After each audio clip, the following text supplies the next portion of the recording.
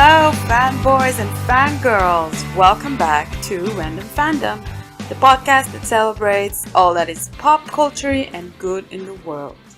I am Shiri, and with me as always is my co-host Chen. And today we chat with Claudia Rebaza from OTW, the Organization for Transformative Works. If you've been an active fan of pretty much anything, any fandom in the last decade or so, you've been influenced by their work or have been using their products, such as Archive of Our Own, Fanlore, etc. We will talk about all that and much more in this upcoming show. Now, before we start this particular show, just a quick note regarding next show. Our next show is going to be our 10th show, and we celebrated that fact with a special one. It's a special show in which Chen and I had like a bit of a dream come true with the honor of getting to interview no other than podcast absolute favorite, the awesome actress, comedian, podcaster, Miss Janet Varney. You heard us talk about her a million times if you've been listening to this show. We love her. And make sure you follow us and don't miss that up because it was a blast. And we asked her all our fangirlish questions and she was just a delight, as you can imagine if you know anything about her. And now, on with the show and our fascinating talk with Claudia. Enjoy!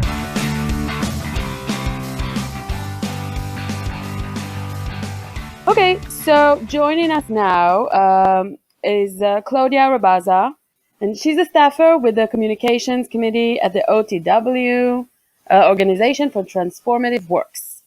I like to refer to it as Fan Heaven. Which is an organization that we've been following, being professional fangirls and being in fandoms for many years. It's been around for 10 years. It's doing a lot for fans all over, but it's a bit of a behind the scenes kind of thing, and I'm not sure a lot of people really know what it is that you do and the scope of all the work that you do. I think many fans don't realize that they're actually using it, because the most famous thing is Archives of Our Own. That's something being run by the OTW. Super popular website for fanfiction. We'll talk about it a bit. But yeah, it's probably, if you're a fan who is involved with fandom, you're probably using a service of the OTW without even knowing.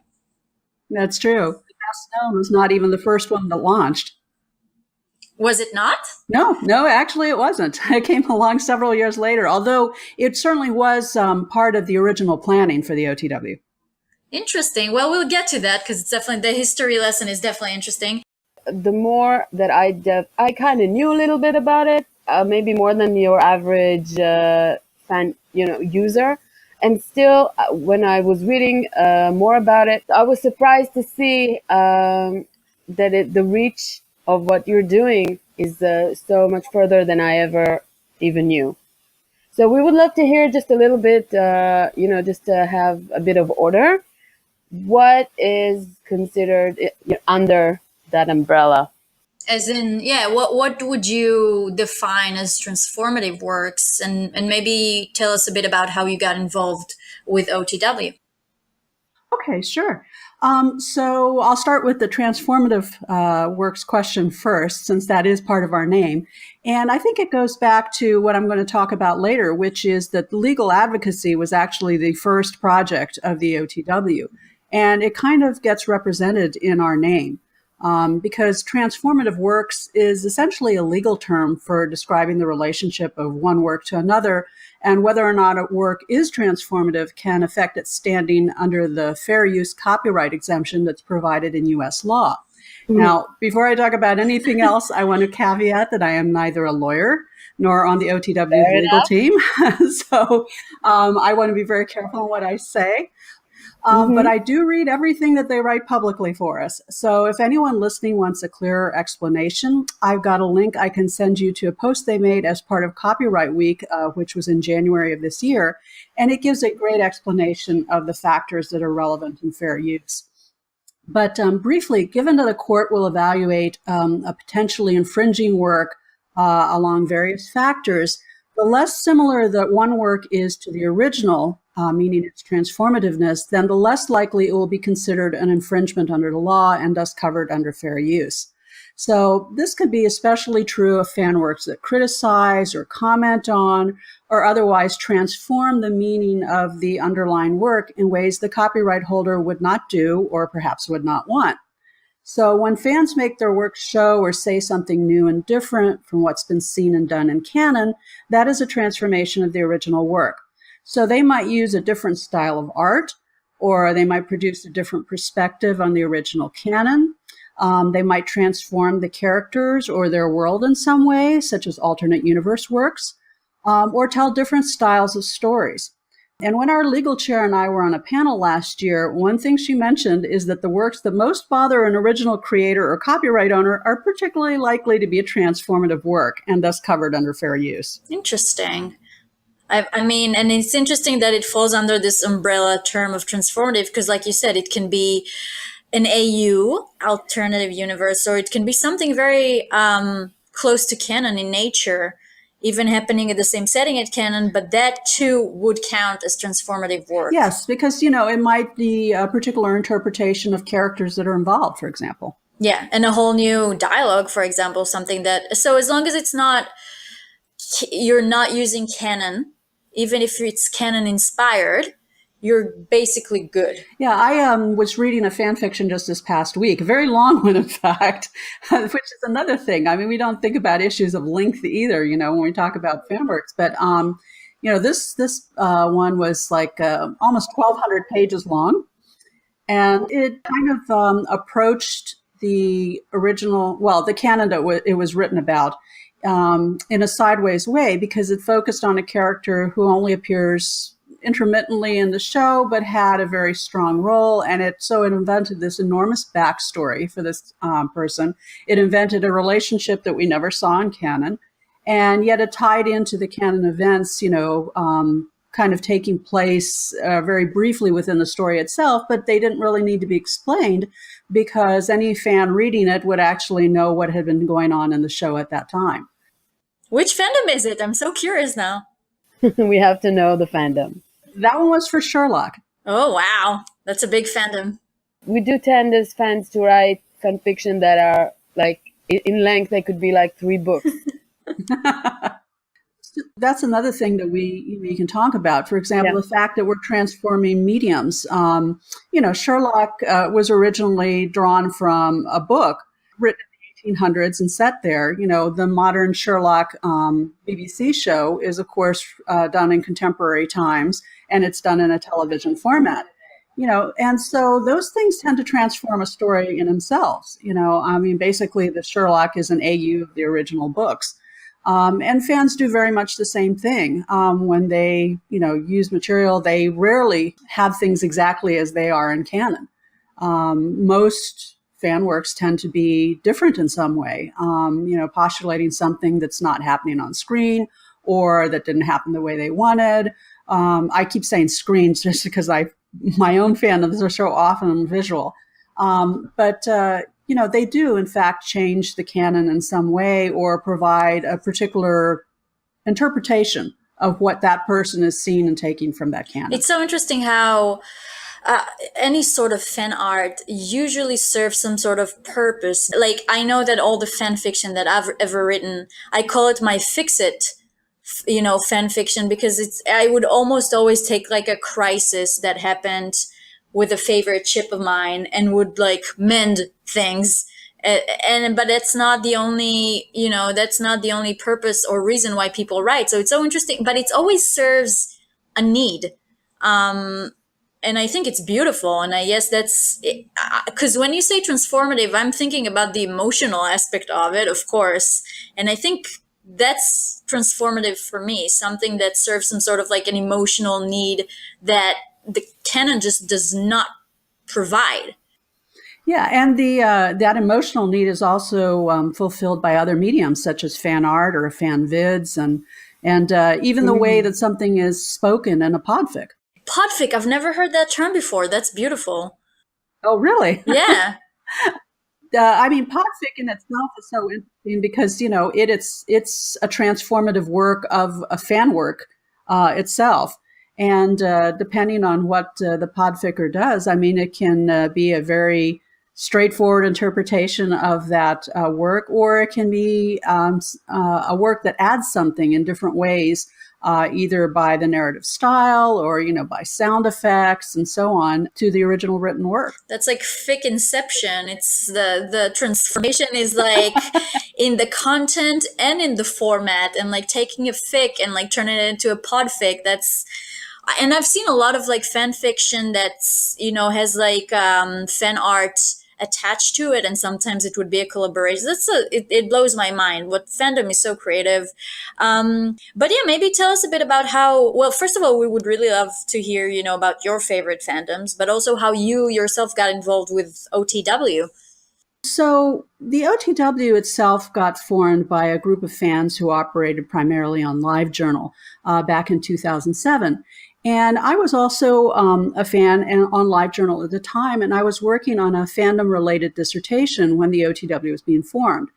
And at the time, I was rather too distracted to volunteer, and I, just had an understanding of some general things that they were planning to do with the organization. So I think it took a while to grasp the scope of what the OTW was evolving into. And so it wasn't until after I finished my degree and I was job hunting that I decided to spend some time volunteering. By then, the archive had opened, all the projects were up and running, and that was January of 2011.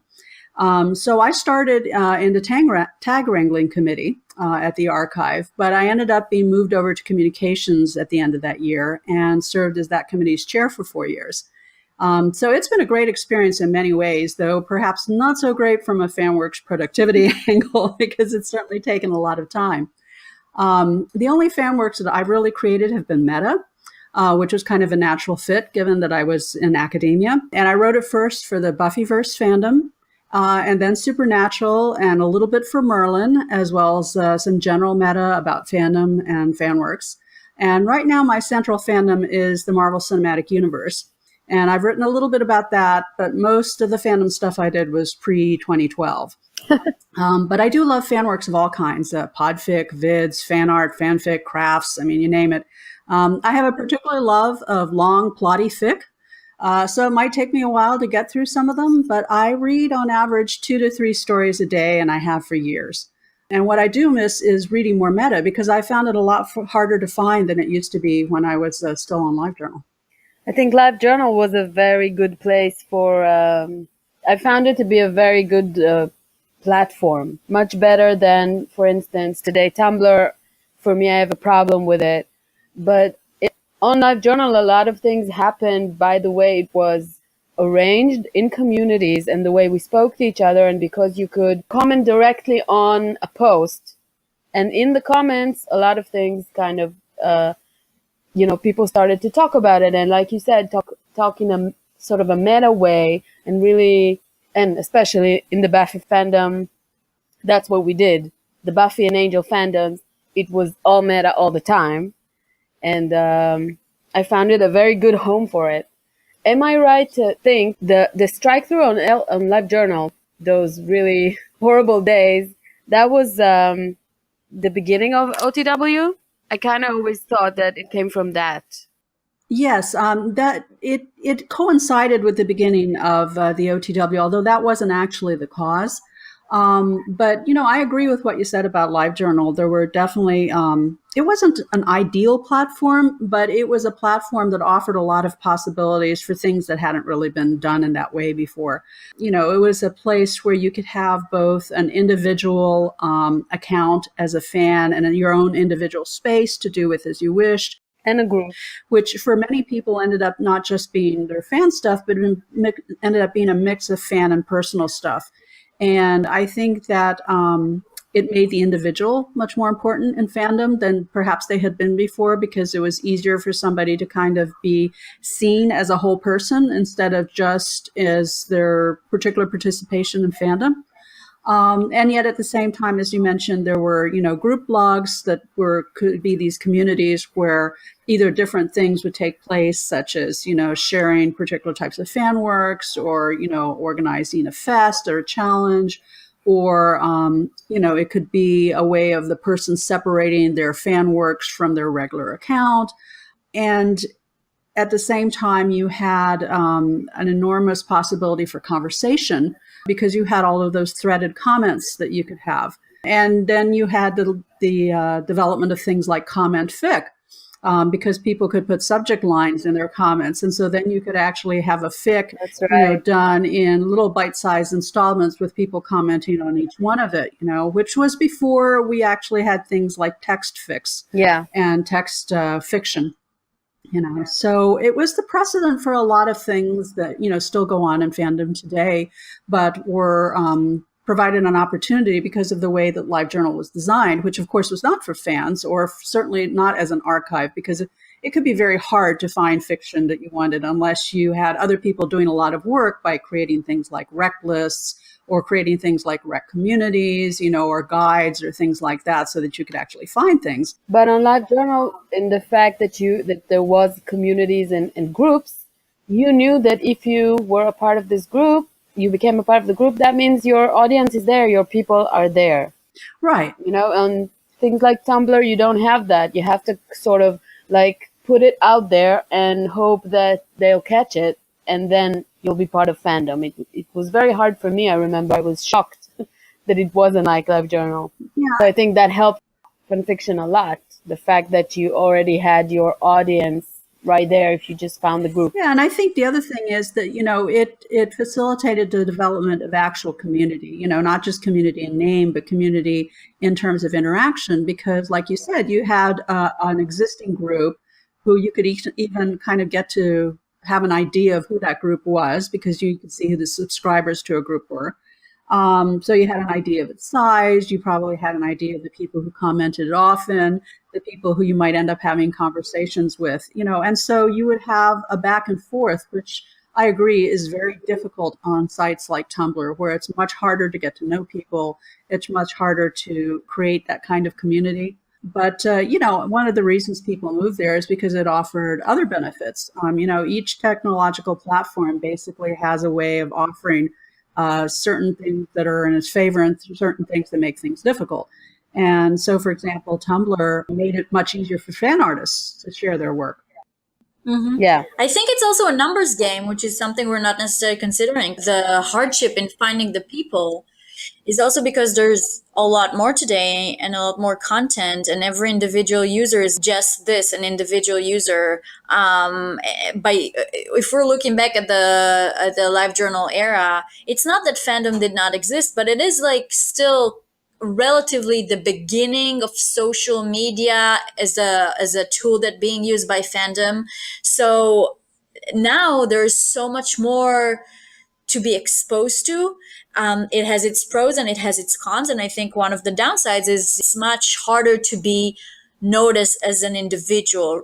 With communities used to be way more intimate because there weren't as many people. And we've talked a lot about on the podcast about how, like, everything geeky or nerdy in quotation marks is becoming mainstream today. You were talking about the Marvel Cinematic Universe. It's pretty mainstream today. If you would look like 10 years ago, before the cinematic universe launched, reading comic books or seeing superhero shows would be like considered geeky.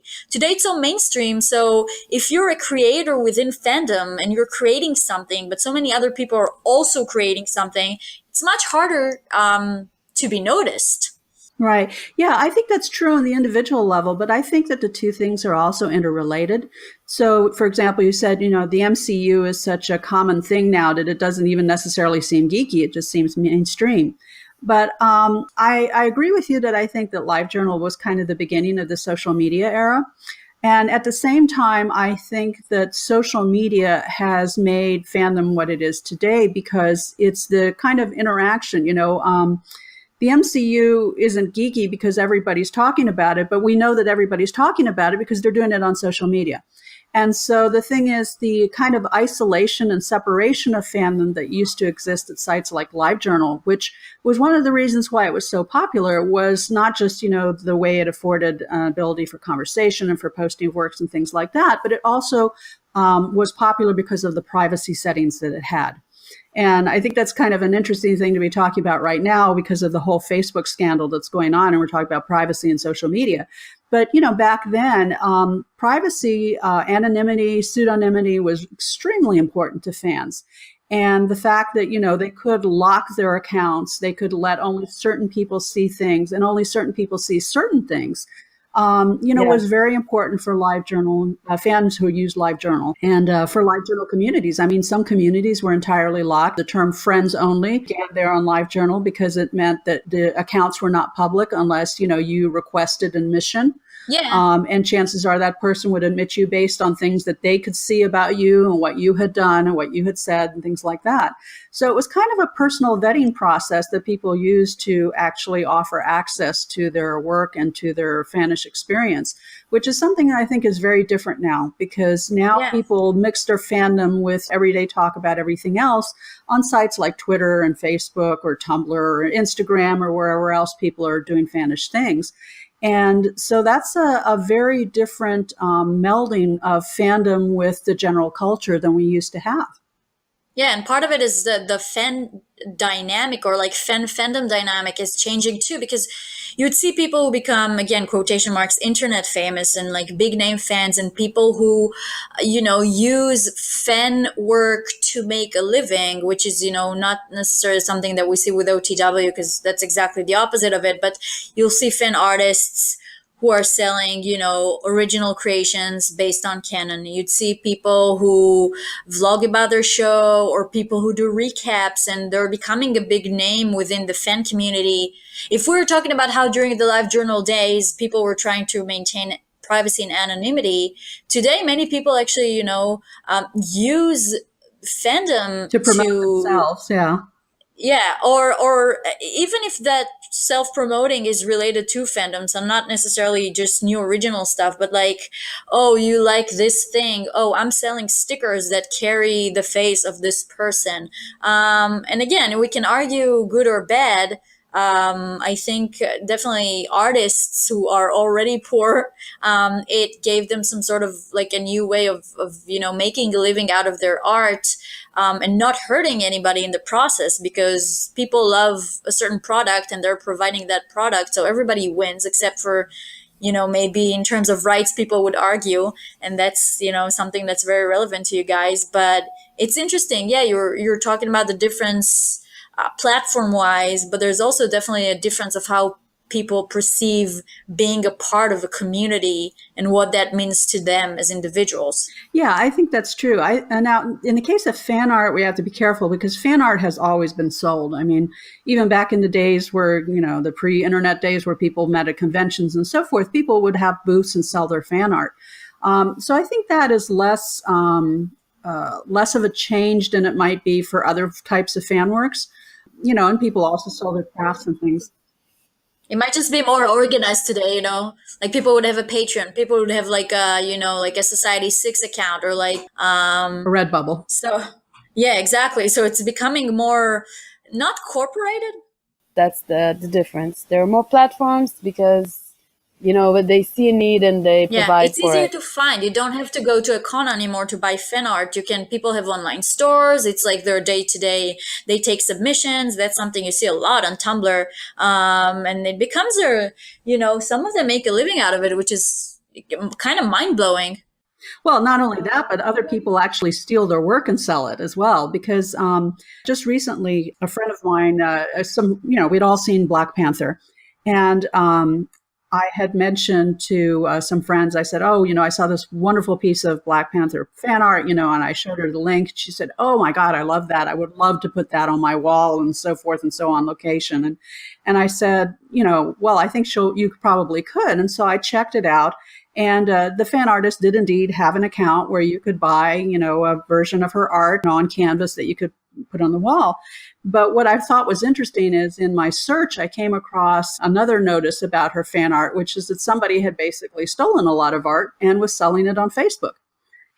So fans are able to monetize their own work more, but they're also more likely to have their work stolen by somebody else who is monetizing it. So that's another change, because that's a lot harder to do when you're selling your individual pieces of work at a convention. Yeah, that's true. And, if we're going into the legal territory, it might be really a good opportunity to start talking about all the project that you guys are doing, like one by one, because you do a lot. Like Archives of Our Own might be the most famous one, but there's so many other stuff. So Well, we did start to talk about before about Sure. the inception of this, the beginning of everything. I just, to me, it always seemed amazing that 10 years ago, like we said, it wasn't mainstream like it is today. The 10 years ago, the idea that people who are making transformative works should be protected as well, and they have their own rights, that was a very out there idea. Back in the day, and it wasn't that long ago, there were the people who had the rights, Fox and Friends, and they owned everything, and they owned your ass. And if you opened a site to celebrate Firefly, they took you down if they felt like it. And Shiri is talking. And from deep And I was pain. gonna say experience, because we I'm in New York now, but I'm Israeli originally, and we actually met as part of the Buffy fandom, and we were doing a lot of original productions, be it Screening Once More with Feeling, with like a live cast doing it in front of the screen, kind of like Rocky Horror. Or like, Shiri was actually, Shiri, were you co-director of Liam? Or am I remember correctly? I was the director. Towards the end, I was I was one of the writers and directors and producers or whatever. We did the whole original musical about Angel when Angel ended in Hebrew, songs and everything, live on stage. It was like a year to make with. Yeah, it was a big, crazy production. Everyone were fans and just loved the show so much. We just couldn't let it go. But we were, shut down by Fox. We managed to do it twice, and then they caught up with us. But I don't think we had any legal say about it. They absolutely owned the rights, and we absolutely used the names, locations, plot, everything. We can't really. This is where the question comes in, because in one of the episodes of the podcast we talked about Puffs, which is the off-Broadway musical telling the story of members of the Hufflepuff house in Hogwarts. That's been a crazy success off Broadway and is still running, like I think 2 years in. And you have stuff like what was it, Spamilton, which they've done off Broadway as well, and Lin-Manuel Miranda even went to see it, which was like a parody about Hamilton. So some of it is about luck. Who are the creators you're dealing with? Are they game? Are they down with it? But it was 10 years ago, Chen, so they weren't down with it. So, Claudia, what do you think? If we had OTW when they were putting on the musical in Israel, would that help us at all in terms of legality? We have had somebody to turn to ask questions of and potentially help you get representation if you decided to challenge it. But, again, not a lawyer, not on the legal team. I really don't want to issue an opinion on what might have happened in that case. But, yes, that was definitely a concern that a lot of fans had in the 2000s about the legality of their work. And a lot of people actually thought at the time that their fan works were illegal in some ways. And I think that certainly that's something the OTW is trying to work on to give fans a better understanding of, what the law actually was and how fan works fit into that. Although way more people are familiar with the archive, which is also where most of the OTW's resources go, I really feel that the OTW started with our legal committee. And it's the foundation on which the other projects are built because we automatically believe that, fan works have a place and a legal place as well. So, they got the paperwork filed to make us an official US-based nonprofit. They created a terms of service for our projects.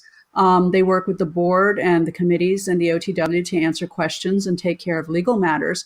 But then outward facing, they also serve an educational function for fans about fanworks and fans' rights, both on an individual as well as a general level.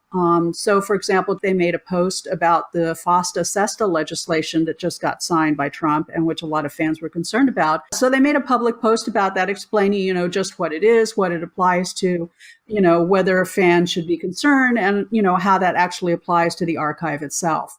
And they always explain it in such a way that everyone can understand it. Even that particular post was very clear, communicative. Well, that's part of the idea is exactly that, fans have a place that they can come to get some authoritative information that is explained to them in a clear way, not just generally about, for example, what is FOSTA-SESTA, but also what does that mean to us? How are we impacted by that?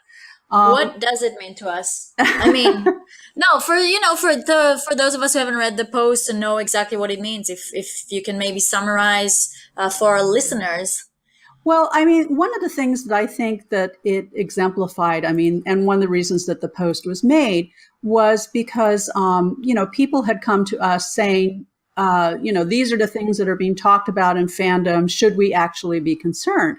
And you know how it is. Rumors can spread and people can really, spread disinformation that, they don't necessarily, they may mean well in terms of alerting people to things, but they may not really understand what the impact is.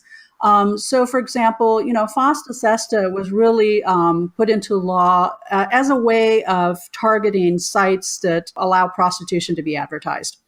And so, of course, because it has an angle that, touches on a lot of fan works in terms of sexual content and so forth, it's not actually about, fictional material or art in any way. It's literally targeted towards things like sex trafficking. And so that's basically what the post said, this is what it's actually about, and they said, sure, it's potentially possible that you might have law enforcement people who might try to apply that to things like fiction or art, but that's not exactly what the law was based on. And it doesn't make that material illegal. It doesn't make hosting that material illegal. And so that's not really what the law is all about. And of course, in terms of advertising for, sex material, well, the Archive of Our Own, along with all of the other OTW's projects, are entirely non-commercial. They don't allow advertising or even individual commercial promotion. So anything that the legislation would ban, we already ban on our sites because you can't do that.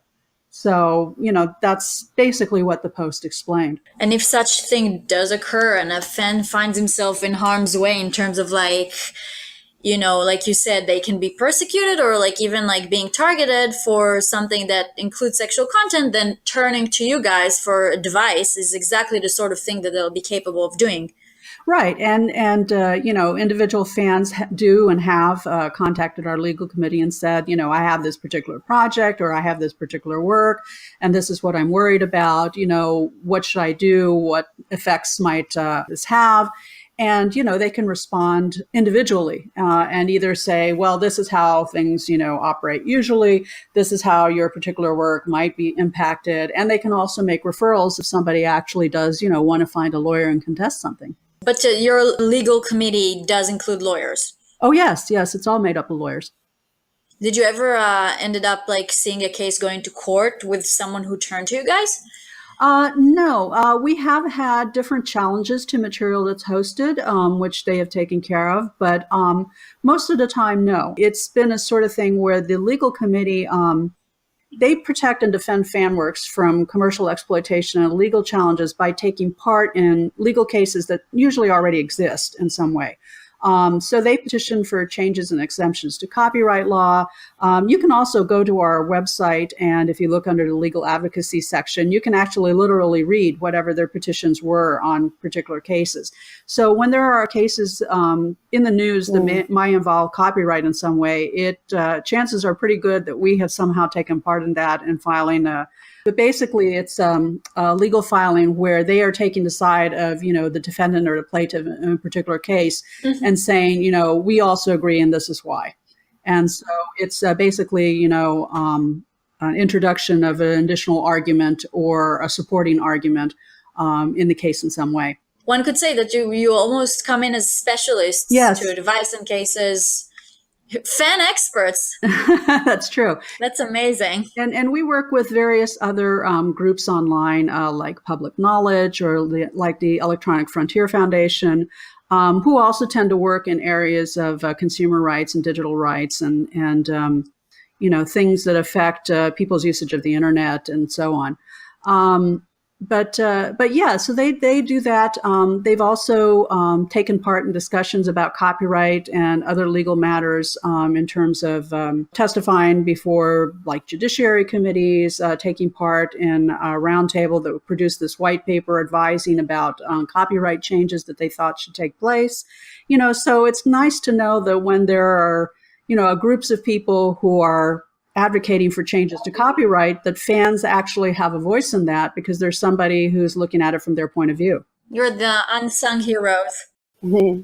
All right, let's move on from that to something more close to our hearts. How about fan lore? Okay, so the next two projects we had that launched in 2008 was fan lore and also the Transformative Works and Cultures, which beat it by about a week. So let me talk about that one first, and then I'll come back to fan lore in a minute. So our journal, Transformative Works and Cultures, is a peer-reviewed academic journal, and it promotes scholarship on fan works and fan practices. And they have done an amazing job over the years of not only putting out 3 issues every year on time, every time, which if you know anything about academic journal production, is actually rather unusual. Mm-hmm. But they're also about to move to a quarterly production this year. So that's kind of a big announcement on their part. And they also maintain a massive bibliography of academic work that's been produced on fans and fandom over the years. So if you are ever looking for what's already been written, it's a really good place to start. But when you say they, are they a committee within the organization? Right. They're a committee within the organization that runs that particular project. Mm-hmm. We actually have a group of people who work in the fan academic side. Primarily, it's the people who work on Transformative Works and Cultures. But we also have a Fan Hackers blog, which excerpts from fan studies research every week and responds to fans looking for information about research, as well as submissions of fanish meta-topics, discussions of fans and media study, and so on. So they're actually a little bit separate, but kind of in that same area. And I should say that I know a lot of people working in that field contact the OTW regularly because we get around one message every week asking for help on a study of fans or fan works. And when I started out 6 years ago, we might get one every few months. So that has definitely been a big change, is that I think probably because of the visibility of the archive, it's made the OTW more obvious. And, I have also sometimes done outreach to particular academics who I come across in the news in some way. And I want to do a guest post with them, which is something we do every month as well. We get a person outside the OTW to do a guest post with them about whatever work they're doing that somehow ties into fans and fandom. And some of them, when I contacted them, they knew about Transformative Works and Cultures, and they said, "Oh, I used this resource when I was doing my thesis," or, "Oh, yes, I absolutely know about the journal, et cetera. I know this person who's contributed, or I've remember this particular article," or whatever else. So certainly within that field, I think it's fairly well known. And like I said, we definitely are getting more and more people who are doing undergraduate thesis work or graduate thesis work or dissertations that involve fans and fandom. And so many of them end up coming to us to ask for assistance in some way. So that's the fan studies project, Transformative Works and Cultures and Fan Hackers. And then going back to fan lore, that is a fandom wiki. So kind of like Wikipedia, but just for fandom. And it has entries for fans and fan works, fandoms, fanish activities, fanish terminology, fan history. So it's a great place. If you run into a word and you don't know what the definition is, it's a great place to go and look for it. I have to say that I'm actually on fan lore twice. I made it in. I'm very proud. Fan lore is definitely one of the rabbit holes of the internet as far as I'm concerned, because, you start looking at one thing and then, of course, it links you to something else and something else. And the next thing you know, you're reading about this history of some controversy that happened 15 years ago and are just devouring all the links. But I'm saying that if you look up my old username, I'm in there. Oh, are you? Yeah, that's... Did you create your own entry, or did somebody else do that No, for I you? never did. A million years ago, when the internet was just starting, I started a Buffy fiction archive where we just recommended each other good fiction. It was called Better Buffy Fix. It was very, very, at the time. Oh, I remember that. Yeah, of course you do. It was a Yahoo group, wasn't it? Was it a Yahoo group? Yeah, it was. Yes, Amazing. It actually still exists. It has 1,600 members. We never write there, but it's still there and no one leaves. So I never close it. Yep. Because it's been 15 years or so, and it's my baby, and I don't want to close it because they're still there. I never left it either. Oh, you see? I am. I was so tired of reading crap, and I wanted just the good things. So that came from that. So I'm actually on there for that. And for, I made fan art of Joss Whedon being evil for a fanzine we used to do here in Israel, which was called Apocalypse Now. And it's not even recent. no, it's from years ago. At the time, it was a parody. Yeah, it was him playing around with the characters and being evil. And so when someone needed a citation to show why, in an entry called Joss Whedon is evil, they used illustration is used as like, see, this is someone who agrees. Right. I find fan lore amazing. I think people who don't really dig in don't understand the magnitude, because you think, okay, almost every fandom today has its own fandom wiki, and ships, you'll find names of big characters if it's a big fandom, even on quotation marks, regular Wikipedia.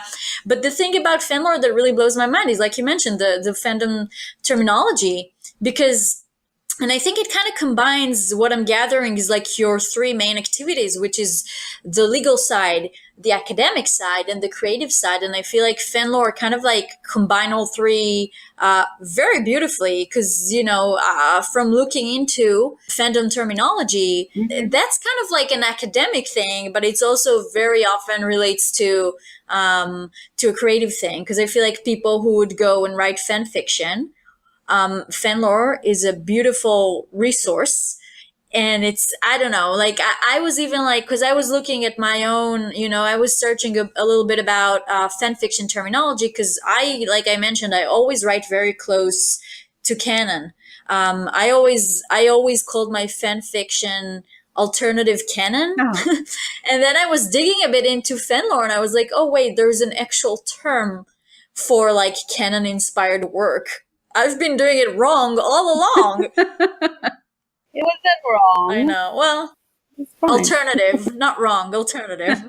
Well, there you go. What you had mentioned earlier about, how every fandom has its own wiki site now, and you've got, Wikipedia, although Wikipedia has always really restricted a lot of fandom entries. They usually consider some entries too detailed, whereas there's no such thing on fan lore. You cannot have an overly detailed entry, right? But yeah, you cannot restrain a fan. But a lot of the fandom wikis are canon centered. In other words, they're resources for fans and for writers and so on. So, for example, I've certainly used them in Supernatural. I've used it in Merlin. For example, I can't remember a character's name, or it's what episode did this happen in? Or trying to remember a particular event. And so they're tremendous resources for that purpose, but they don't necessarily do as much documentation of the fandom itself. Mm-hmm. And so that's what fan lore is for. Fan lore is not really there for canon so much as to say, what is the fandom doing about this? So, if you've got a ship, when did this ship show up? What were the first early stories that were very popular in this ship? What are the different tropes that tend to show up when this ship is written? Who has tended to write those particular words? What fests does this ship particularly have? Or this particular canon? for example, I was looking at the Merlin one not that long ago, and the Merlin one used to have the Paper Legends Big Bang Fest every year. And then after a few years that closed, and now it's the After Camlin one that is the main Big Bang Fest. So for example, if you look there, you see, okay, well, this is what happened. These were the early activities. This is where the fandom is now. There's still activity going on in it, etc. And so, fan lore is about the fans and their creativity and the things that they've done rather than the canon. So if you want to know about the canon, chances are there's lots of places you can go to look for information about the canon. But if you want to know what the fans have done, there really aren't very many places to go, and certainly not organized in a way like the wiki is.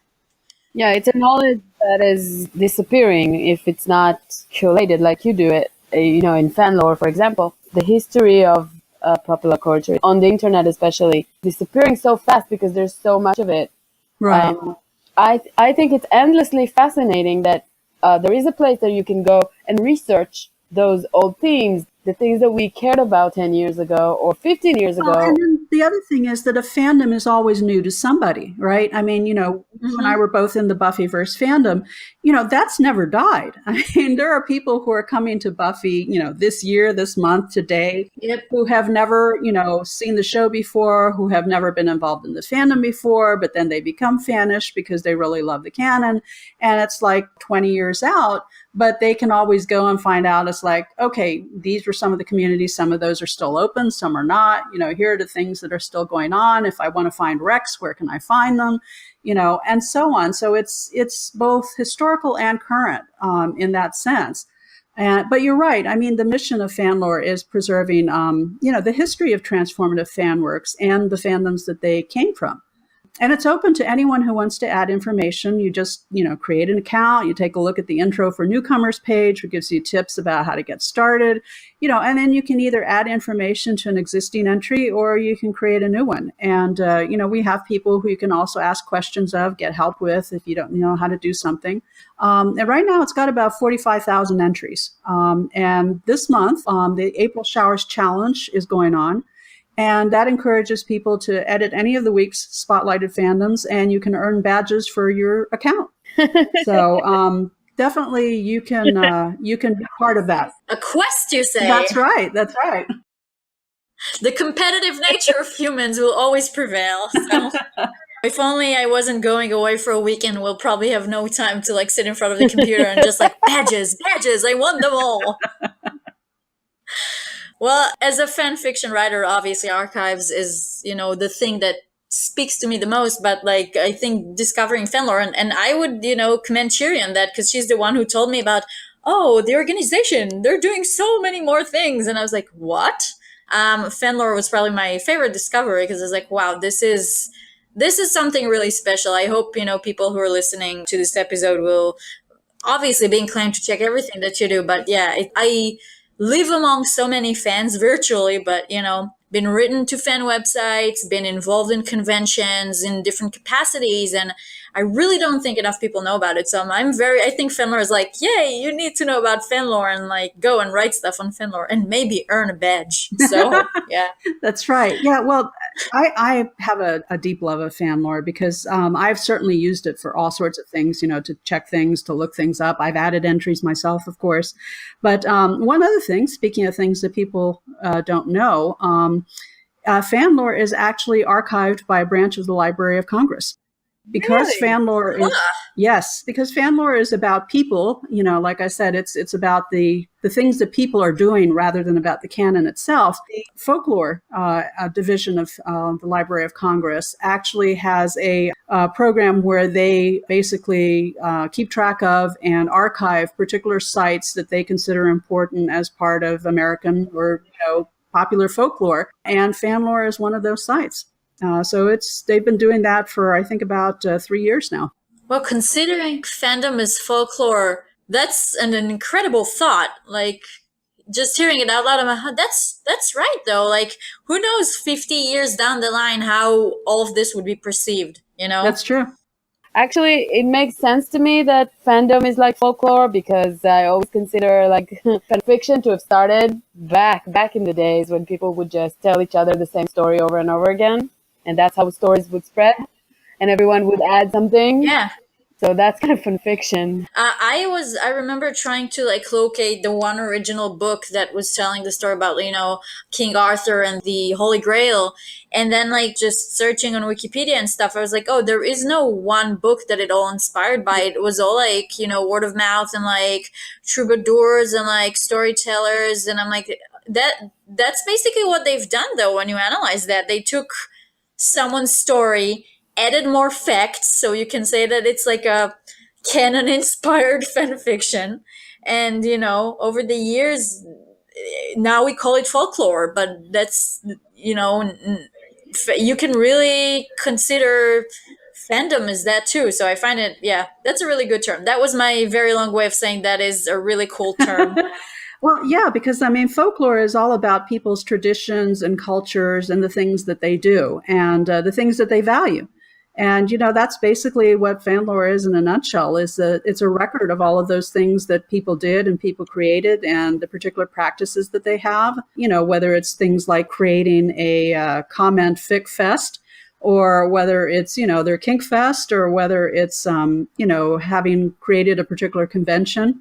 And what those specific conventions are about and the things that they do at them and the events that they hold and the words that they create and they use and they share among one another. So it's all of those things. Yeah. I mean, fandom is its own culture. Just like talking about it makes me think about all the entries that I need to add. So many ideas. Right. Please do, because we definitely need people to record stuff that they remember and that they took part in and that they saw. Listen, I left the tab open. That's how you know it's serious, because it's like on the to-do list.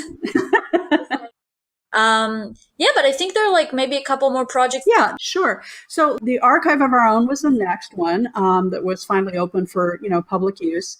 It's fairly well known now, though I have come across people just this past month, in fact, who I was sure would know about it given the fandoms they're into, and yet they had never heard of it. So however big it's gotten, fandom is still a lot bigger and spread out over a lot of spaces. We're expecting that by the end of this year, it's going to reach 4 million fanworks. And we already have almost 1.5 million registered accounts on it. But its actual user base is at least 5 times that, we know, just based on traffic. Of how much traffic we get every month. Now, the Open Doors is actually tied into the archive in some ways. It's an independent project, but it ends up utilizing the archive. And partly for that reason, it was the last of the projects to launch fully. Its overall function is the preservation of fanworks, but that includes both physical materials as well as digital archives. So the physical content came first while we were waiting for the archive to launch. So anyone who has collections of paper, video, audio, or other formats that they need to find a home for and would like to see preserved can contact us. We partner with the University of Iowa Special Collections. They have a large fandom collection, which is kept for research purposes, though it's also open to the public if they want to come and see the collection. And it's actually one of a number of universities that maintains collections of fan materials, but they're the one we have the arrangement with. And then anyone who follows our news has probably seen announcements of the many fanwork archives that Open Doors has imported into the Archive of Our Own. And that might be because the owners can't or don't want to continue to maintain them, but they are willing to work with us to ensure that the content won't just disappear. So when those archives are imported, they become their own collections within the Archive of Our Own. And some of them continue to be open to new additions, since it takes a lot of the burden off of the owners and moderators, who can then focus on content and contributors rather than tech maintenance. The imported archives, they're already digital. They're online digital archives. And so what basically we do is we end up having the content copied and imported into the archive. It takes quite some time just even to do the import. If you were following it at all, you noticed it in the early years, the imports were kind of slow. And part of that was just because of technical developments at the archive. And then a couple of years ago, they made some changes that made it much easier for Open Doors to do their work. And so now you're starting to see, announcements coming like every month for new archives that are coming in. And that's because it's been, those developments on the backside of the archive were able to speed up the work of the Open Doors Committee tremendously. Mm-hmm. But I mentioned collections before, and I don't know how many people are aware of it, but anyone who has an account at the archive can create a collection on it. Right now, a lot of it is used for challenge and fests, So those moderators use the archive for their events, but you can just curate a collection on some topic that interests you. So making a kind of an elaborate rec list, if you will. Although if you want to create a rec list, you can also use bookmarks, just make those public. And those are basically your own easy to make rec lists for anyone who wants to browse them. Or if you want to, you can also choose to keep your bookmarks entirely private. But I think one of the things that kind of surprises me is that more people who use the archive regularly have not created accounts. And I don't know if that's because, they're really not aware of all of the things that having an account can offer you, or, sometimes people just don't want one more login. I definitely get that. Yeah. Maybe people think that it's for writers. If you have something that you've written and you want to put it in the archive, then you need to register. But if you're just reading, you don't have to. Maybe that's kind of a weird way to think about it. No, I definitely think you're right. I think that that's true for a lot of people. They figure, well, I'm not posting anything to it. Why do I need an account? But even if you don't ever post anything, I mean, having an account definitely can be a benefit because, like I said, you get access to other things that you don't if you don't have an account. Some of it people use the bookmarks because I always check them out, and it kind of feels that it's not as utilized as it should be. I use them. Oh, I definitely use them.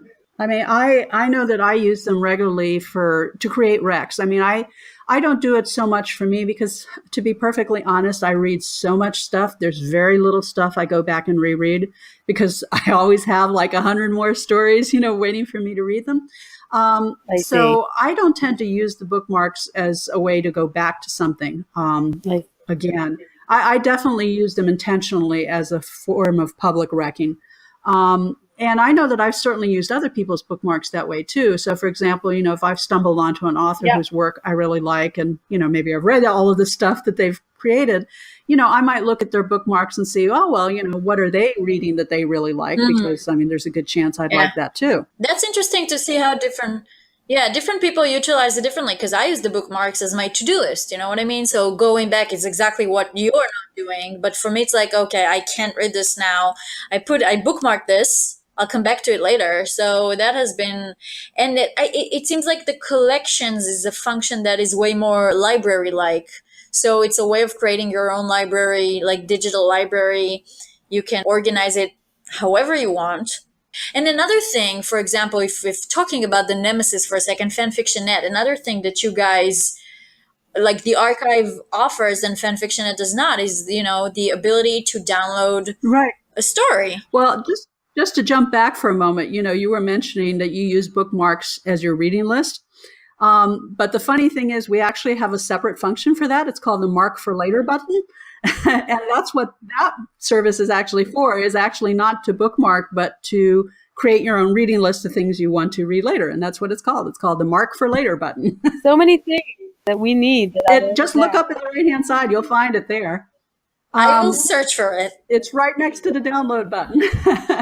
But yes, definitely to me, the download function is enormously important because I spend a lot of time at the computer every day. I spend a lot of time reading online. I do not want to do that, all day long. And, I got an e-reader a long time ago. And so when I see something I'm interested in, I just hit the download button, and then a lot of times it'll take me a while because I have such a long reading list. It might be like 3-4 months before I actually get to that particular work. But, eventually I get to it, it comes up, et cetera. And then I'll go back and I leave kudos or leave comments after I've read the work. But, and it's also very handy if there's ever, you don't have internet access for some reason, or the archive is, having a hiccup or whatever else, you can read offline. I would say that my main reading time would be on the train, on my Kindle. Yeah, so exactly. I've definitely downloaded fan fiction in the past and put on my Kindle, and it's such a treat. I think it really put emphasis on what you guys are doing, because the whole point is fan work is meant to be shared, and it's not for commercial use. Well, besides the downloads, the other things that if you have an account, a couple of other pluses is, for example, there's the history button. So anything that you have browsed on the archive goes into your history. Now you can decide to delete your history. You don't have to keep it if you don't want to. But, a lot of people do find it helpful. If they're looking, how many times have you seen people looking for fic, right? Yep. But if you've come across a work and you want to find it again, you can always, go and look in your history. That's one thing that it's there for. Yep. The other things too is you can create your own preferences. So for example, there are different skins, different ways of viewing the archive. So if you don't download and you tend to do a lot of your reading on the site itself, you can make the site look different, which might make it easier for you to read or, just more pleasant for you to look at or whatever else.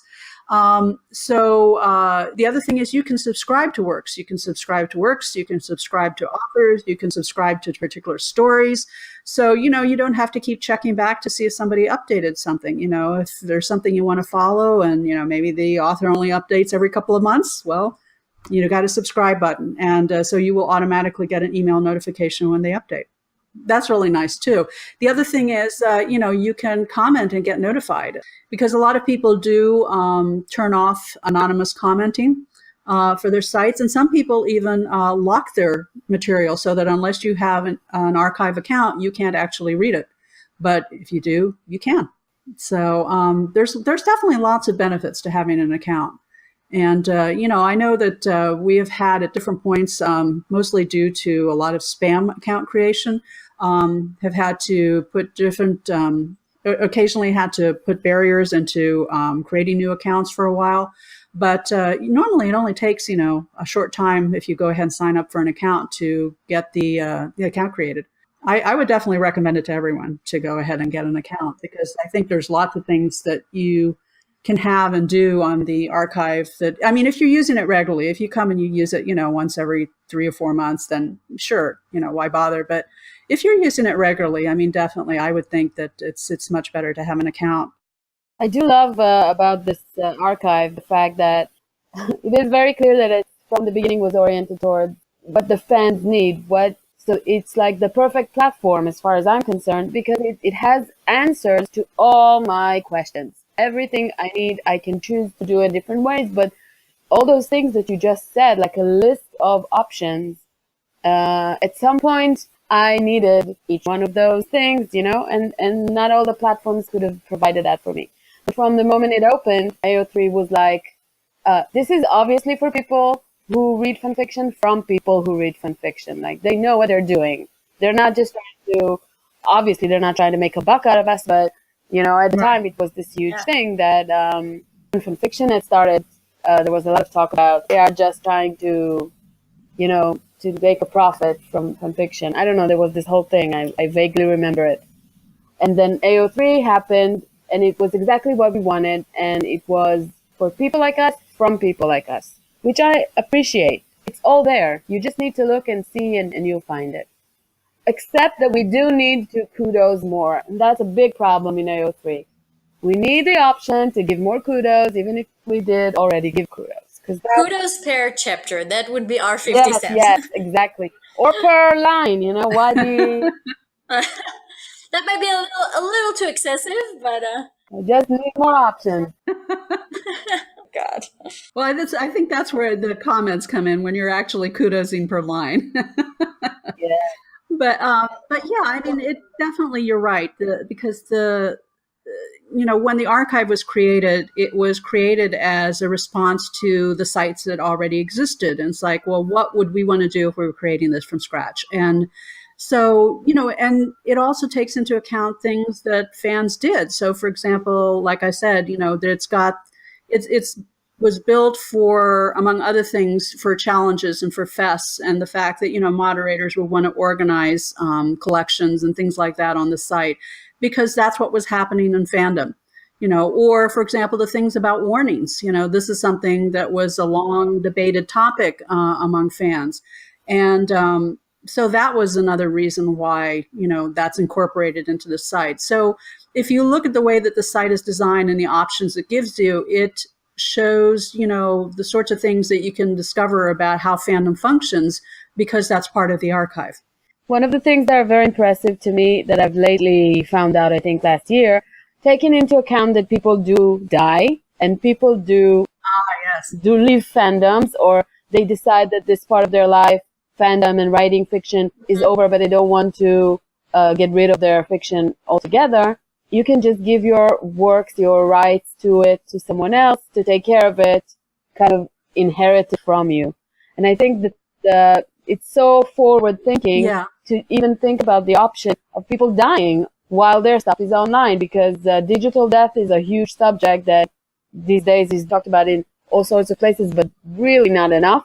And the big platforms such as Facebook and Tumblr and all the others do not have any solution for that. They don't even register it. So I was very impressed to see, even in that small way, that it is completely for us. It takes into account everything that comes up. Well, one of the things, when you started talking about it, for a moment, I thought you were going to talk about Orphaning fanworks. So I'll talk briefly about both of those things, because one of the things that the archive also offers is the opportunity for somebody who, doesn't want to be, for whatever reason, associated with their work anymore, a way to leave the work available while at the same time divorcing their identity from it. And so the way they can do that is called orphaning. Basically they orphan the work. It becomes part of the, anonymous collection, but the work and, all of the responses and everything else stays intact. So it's a way of preserving the work even when the person has either left fandom, or maybe they've changed their fandom name, or they've stepped away for a while, whatever the reason is that they wanted to be divorced from their material without actually having to delete it. Because speaking of the bookmarks earlier, one of the things I have definitely discovered is that, and sometimes this has happened so quickly that between the time that I downloaded a work and the time that I go back to leave some kudos or some sort of feedback, the work has disappeared. And, and I've seen that happen in my bookmarks too. I'll get a bookmark and it's like the work is deleted. I have no idea what this was anymore. Yeah. So, so one of the things I've started doing now is I've actually started copying the title and the author into my bookmark, even though it does it automatically. But I do that separately just so I can remember what it is that got lost. Because that unfortunately has happened before. So yes, definitely people, please orphan your works. Don't delete them. But the Fanish next of kin is what you were describing. I think I put them together in a mishmash. So yeah, please do explain it all. well, they are connected in a way. Like I said, they're a way of preserving content, even if the creator is gone for whatever reason. The orphaning of the works is basically if you just want to disassociate yourself with the work. But the Fanish next of kin does, as you said, is basically a way to set up a transference of your account at your death to somebody else who will, take charge and maintain your account. And so that your works don't disappear, or so that, people can be notified that that work in progress that you've been doing for the last 5 years is never actually going to be finished. So there's somebody who can actually take care of their account and respond and so forth. But yeah, you just need to contact our Abuse and Policies Committee, and they will set that up for you. You guys are so well put together. Yeah, and that's another thing I want to mention to people. Definitely, scroll down and look at the footer of the archive, because I think there's still a lot of people who don't realize that we have a support committee and that you can get technical help with the archive, or you can recommend things that you would like to see the archive do in the future. I mean, nobody can make promises about whether or not something's going to happen or how soon it's going to happen, but they take basically feedback about the archive as well as providing assistance. And, up in the About section, if you look at the menu of the archive, there is a frequently asked questions section, and it gives all sorts of information about, the site and its different options and how it works. So you can always look at that yourself. We have a separate committee called AO3 Documentation. They create tutorials and they update those, frequently asked questions to make sure that they're current. So there's always people working on ways to help you use the site as well. Well, I would love to hear what does the future hold for OTW? In terms of future plans, I'm afraid I don't have anything particularly major to announce. Some things, like I said, have happened recently that were kind of big changes, like Transformative Works and Cultures is going to be adding an extra issue every year. So that's, a pretty big development for them, going from 3 to 4 issues. But a lot of the developments that are going on in the OTW are going on internally. as part of our strategic plan. So it has mostly to do with continuity of leadership and committees, training materials, documentation, reorganizing when necessary. Last year, we shrank the number of committees we have. For example, we relabeled several of them to better describe their work. So the Fanlore Committee used to be called Wiki, which was a little confusing because we also have an internal documentation wiki. And then the Transformative Works and Cultures Committee used to be called Journal, which kind of made sense because we did only have the one journal, but they decided it makes more sense to call it, what it is. So there's little things like that, but I suspect most people are not really that interested in that process. So they're probably more interested in changes they may see to the projects themselves. But most of these are going to be small and incremental year to year. And that's because most things in the OTW tend to occur fairly slowly, in large part because there are a lot of people involved and because as an organization, we're formed entirely of volunteers. Yeah. So we don't have a team of full-time people who run everything and just make something happen. So it can be a bit of a start and stop process to get things accomplished. But, if you were watching our 10-year celebration last September, I think it was pretty clear how much has actually changed over the years. Mm-hmm. And it's a good opportunity to say that you guys are constantly on the lookout for volunteers and you have a volunteering form on your website as well. That's right. About once a month, you will definitely see a recruitment notice go out and it will talk about the particular positions that we need filled and, what kind of background we're hoping that you might have and so on. So yeah, people can always keep a lookout for that. And our fundraiser, we also do 2 fundraisers every year. Those usually run for about a week and the OTW is entirely donor supported. So, we run on people's volunteer time and people's volunteer money. Besides the fact that you can donate during the drives in April and October, you can actually donate any time of year. Those are just the times when, we actually make a fuss about it. So we'll let you know. It's like, hey, we run on donations, please, keep us going. But yeah, you can donate at any time of year. And there are also, a variety of other little ways that you can benefit us. For example, there are some books that you can buy. The royalties go to the OTW. If you use Amazon regularly, they have a program called Amazon Smile that works just like the Amazon site. You just have a different login to it, and you can pick whatever charity you want to have proceeds go to, and they will give 1% of whatever you pay to that charity. So the OTW does make a couple $1,000s a year from that. And there's also now, we're part of Humble Bundle. If anybody uses that, they can choose, again, the OTW as a charity to benefit from the Humble Bundle. Yeah, definitely keep a lookout for the fundraising drives. But other recent changes I can mention, a lot of it is, stuff that's not very glamorous to talk about. It's things like software updates, which sounds pretty boring, but it can mean big changes. So, for example, our academic journal, Transformative Works and Cultures, had a website redesign this year. And if you had used it before and you use it now, you can see a distinct difference. It looks pretty great. It's definitely a new look, and I think it makes the site more functional. It sounds like you guys are always tinkering to improve the fan experience. Yes. We're fairly aware of things we need to do to improve the sites, improve the projects, and so on. It's just a matter of being able to get the personnel to do it, really, and to people who are able to get the time and go through the process and get it done.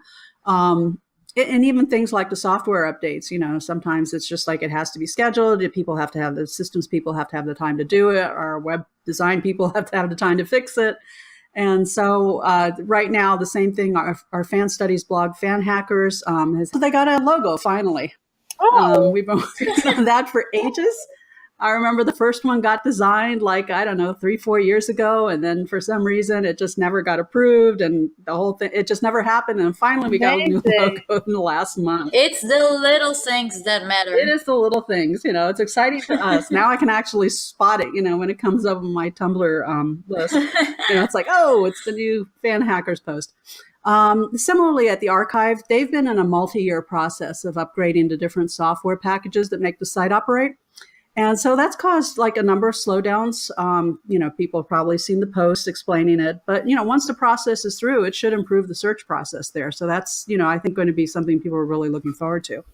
And Fanlore went through some updates to their site design last year to optimize it for mobile. Important. So not as dramatic a change, but I think, if you use the site, you probably noticed it. Do you have mobile apps for any of your projects? We do not, and we get that is like the single most popular question we get at the archive, I think, is about an app.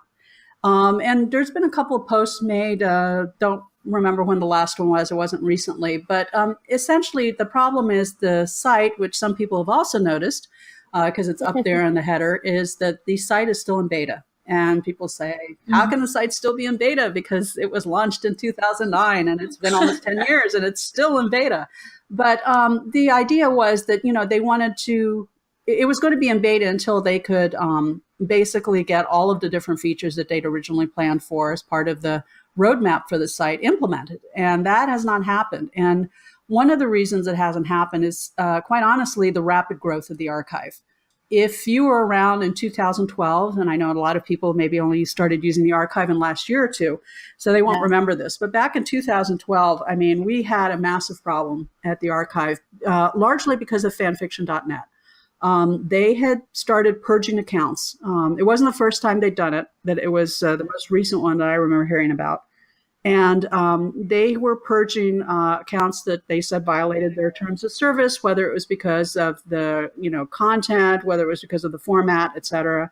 And so a lot of people started panicking and either had their accounts deleted and needed someplace else to put their material, or they were worried that their accounts were going to be deleted and they wanted to go someplace else. And so at the time, the major option was the archive. And so we had an absolute flood of people coming into the archive over a couple of months, and basically it overwhelmed the site. And so that was the first time that they actually turned off the account creation. And they did it, well, technically they didn't turn it off entirely. It's just that they really cut back the queue. And it took a lot of people just, 5-6 months to get an account because they were doing it very slowly so that we wouldn't crash.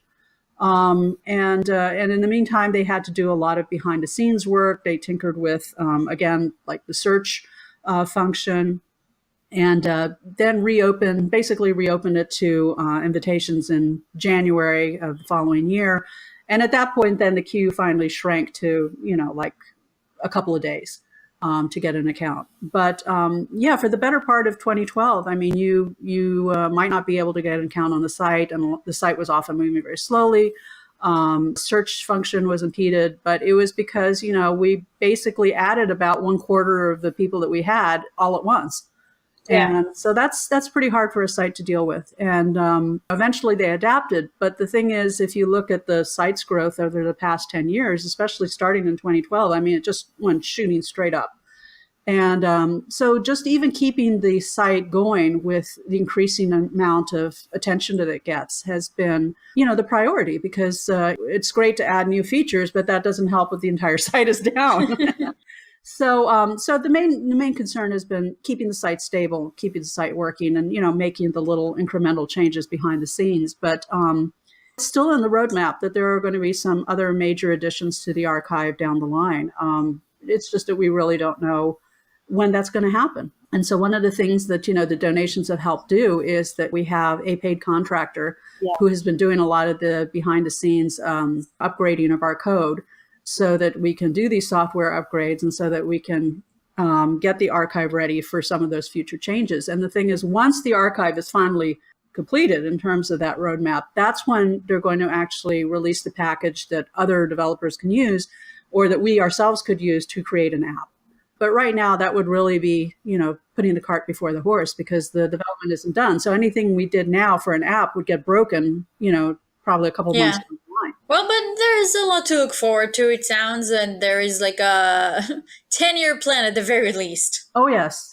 There's definitely lots of plans for all of the projects. It's just hard to talk about because, like I said, we don't really have a timetable to offer. So when you start making promises like, oh, this is going to happen and that's going to happen, and people start getting impatient. It's like, well, you said that 3 years ago. When's it going to happen? And it's like, well, yeah, but we also have these problems in the meantime that we had to deal with. So.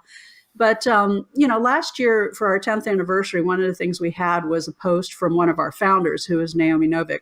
And I think she said it best. One of her quotes was, one thing I don't want the OTW to do is to try and become hip and trendy and reinvent ourselves in order to try and do that. We want to be the library, the boring place, but the one that everyone knows about, and it's there if you need it. Absolutely. Yeah, so keeping things running, keeping things current, preserving our history and creations, and continuing to improve what we can offer is, I think, just a good goal. Yeah, and on that note, since we are talking about fan fiction, how do you guys feel about, stuff like Kindle Worlds, the idea that a writer can actually make a living from fan fiction? Is that what you ever envisioned when you're thinking about fan fiction? Is that something you kind of dislike? Well, I mean, the OTW is definitely non-commercial in all aspects. Like I said, we're a nonprofit. We do not accept advertising. We're never going to accept advertising. We don't have corporate sponsors or anything like that. I mean, we're, supported entirely by fans, both in terms of their labor and in terms of their money. So definitely Kindle Worlds isn't something that fits into our model in any way. Not in that sense so much as like, how do you guys see something like that? Is that something that... Well, one of the things you just mentioned was, somebody making a living from their fan work. And I could tell you, I think it's very unlikely they're going to do that with Kindle Worlds. Because again, with the caveat that I am not on our legal team, in terms of what they said at the time of the Kindle World announcement, which was, some years ago now, that there were a lot of potential issues with what participants might face if they engaged in a contract with Amazon to submit works there. And the first being that there might not be much profit to doing so, because whoever holds the copyright to the underlying work will also be making money off your stories, as well as Amazon itself. And the percentage of that was not clear. So a writer's royalty wouldn't be calculated on the price of, the book that was sold, but on whatever was left after all of Amazon's costs, which were undefined, in terms of their announcement. Yeah. And the other thing is that they held an exclusive license to the work, which could mean that the writer-creator wouldn't be able to do anything else with that work once it was submitted to Kindle Worlds. So if they decided they didn't like the deal that they were getting, they might not be able to withdraw the stories, even if they gave up any future royalty payments. Once it was done, it was done. So the other problem is that you also would give up your rights to anything original you created in the story. So, for example, if Amazon liked the work and they wanted to commission a graphic novel adaptation of it, well, their language implied that they could do so without any additional payments to you. Plus, the copyright holder to the underlying work also would have rights to what was created. So if they wanted to use the story as the basis for something else, you might not be compensated for that either. Yeah. Plus, you wouldn't actually be able to use those same elements, such as maybe like an original character that you created, in any other work you published elsewhere. Right? So it wouldn't just be that you weren't getting paid very much from the original work, but that it could be used by other people to make a lot more money in other things without you getting an additional cent for it. And then, of course, there were the content guidelines for works, which included prohibitions on crossovers, on quote-unquote offensive content, or offensive depictions of graphic sexual acts. I mean, who knows exactly what those mean or how those restrictions would be enforced, or whether they could even edit the work against your will. And the other thing is, again, all those terms of the contracts could change as time went on. So, you would really be taking your chances doing something like that. And it's not to say that somebody couldn't have done well with a work, but, the options are not so great compared to other things you might be able to do. But Kindle Worlds is like years ago, but there's a lot of recent examples of just how ridiculous some of these content restrictions can be. So I don't know if you all heard about it. It was in late December, like almost the end of the year, when Marvel announced something called Create Your Own, which was a platform that enabled fans to create original comic strips using Marvel characters and some stock background illustrations they provided. And I remember I was visiting some friends at the time, and we spent like an hour hypothesizing what story could possibly be created which wouldn't run up against those restrictions. So it had some really broad language, like content that could frighten or upset young children or the parents of young children, which could conceivably mean anything. And they also restricted content that you would actually find in the comics, such as death or social issues, guns, bare midriffs. I mean, have they seen the costumes they create for some of their characters? You're not left with much options there. No, it was almost hilarious trying to figure out, how a story could be written that wouldn't run into one of those restrictions. And the other thing that I kept wondering is, it's like, why? Why even bother to create this? What need was it supposed to be filling? What did they hope to gain from it? What was the purpose? I just couldn't get it. It's like, who would want to use this, and what would they want to do with it? I don't know. It's like one of those I don't remember, like someone, I don't know if it's an app or a website, that someone's like, put a few words and I will generate a, young adult novel. Right. It's kind of like, I think part of it is people are actually afraid of running out of ideas for content. It's like, oh, let's let the fans do a work for us, and then like, enjoy the benefits of that without any consequences whatsoever to us. Who knows? Okay, so we usually, when we interview people, we always want to hear about their fanish experience. And we always ask, are you a fangirl? But I think that you answer that. Yes, definitely. In a very comprehensive way. I think it's all completely fascinating. And frankly, I think I could talk about it for like the next 5 hours, or the next five shows, actually. There's just so much. Yep. This is the heart of what our show is about, and I just want to talk about it more. But I think we covered a lot of ground, and maybe we'll get a chance to talk again some other time. We would love that. Sure. When the archives is not in beta. Exactly. Yeah, we'll celebrate. People want to help this organization that is only doing good. I cannot even think of one thing that I don't like about the work that you guys are doing. And it's amazing to me. It was amazing to me when I first heard about it, and it's amazing to me now. And I'm very happy that we got to talk to you. Well, thanks for asking me. For sure. Okay, well, that was our conversation with Claudia Rebaza from OTW. Thank you so much, Claudia, for your time and your thoughts. And Chen, thank you so much. Thanks for asking. It's been fun. We always have fun. We are fans, and we just want to talk about fandom all day long. Fans just want to have fun. That's right. So great. I'm glad we all enjoyed it. Seriously, Claudia, that was amazing. I loved it. And I think we'll keep you as like our expert on stuff. We'll check in with you every now and then. Yeah. Exactly. When things come up, we'll call and say, what do you think about that? So I'll just say goodbye for all of us, and we'll get together another show. Okay. Bye. Bye-bye.